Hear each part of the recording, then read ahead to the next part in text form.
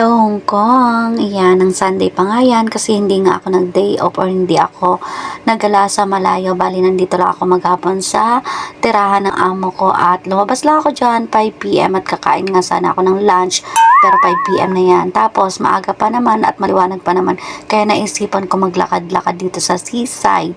Dito nga madalas naglalakad-lakad yung amo ko at dito na rin ako maglalakad-lakad hanggang mamaya na lang ako uuwi mga 8 or 7 pag madilim-dilim na.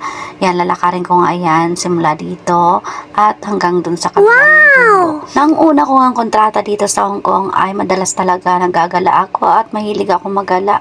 Pero ngayon kasi wala kasi akong racket kaya naman nakakatamad gumala pag wala kang sideline. Syempre ang mahal-mahal ng transpo dito sa Hong Kong. At bilang tanging ina, charis, tanging ina. Siyempre, yung ipapamasahe ko ay ipapadala ko na lang sa mga anak ko, diba? Tapos ayan, may dalawang Pilipina dyan na maghahanap ata or magsisisi ata. Yan, mag-isa lang nga ako dyan, tapos ayan, naantok pa ako. Dito nga sa part na to ng Taipo ay marami naglalakad-lakad dito at mga kasama nila yung alaga nilang aso. Kadalasan nga yung mga cheche dito or katulong dito ay ang alaga lang ay aso.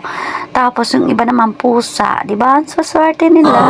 Kasi ito nga naisipan ko ng kumain at pumunta ako dito sa may basement sa marketplace.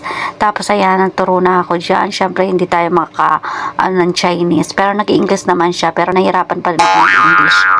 At nag-order na nga ako ng burger. Tapos yan, nag-crave ako sa spaghetti. Tapos ayun, nalimutan ko yung spaghetti nga pala dito ay hindi kasing sarap ng spaghetti sa Pilipinas. Diba? Ang tabang-tabang ng spaghetti dito. Pero syempre, pagpasalamat natin yan kasi biyaya yan, diba? Pinagpaguran din natin yan. Bago nga ako umalis kanina ay inaya na ako ng magulang ng amo ko na kumain doon pero nahihiya nga ako kasi holiday nga.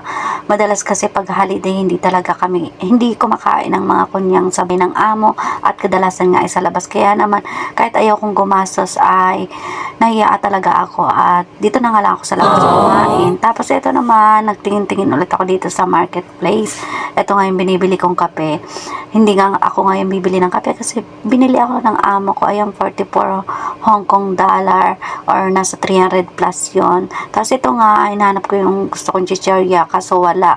Barbecue yung flavor. Ayaw ko naman nun. Kaya ito na lang kinuha ko yung Lays. Dito nga lang ako madalas mamili or bumili ng mga kutkutin. Sa baba lang to ng tinitira namin. Tatawid lang ng kalsada. Kasi nga malayo yung Philippine shop at sasakay pa ako ng bus. Ito na nga, madilim na nang lumabas ako. Yan yung tatawid lang ako ay tirahan na namin. At dito ako nakatira. At syempre, akit na ako sa 8th floor. Dala-dala ko na yung chichirya. Pag uwi ko nga ay binilan ako ng amo ko ng electric fan. Bali may aircon nga sa kwarto ko. Kaya lang nagsabi nga ako sa amo ko na hindi ko kinakaya yung lamig. Kaya naman binilan nila ako ng bagong electric fan.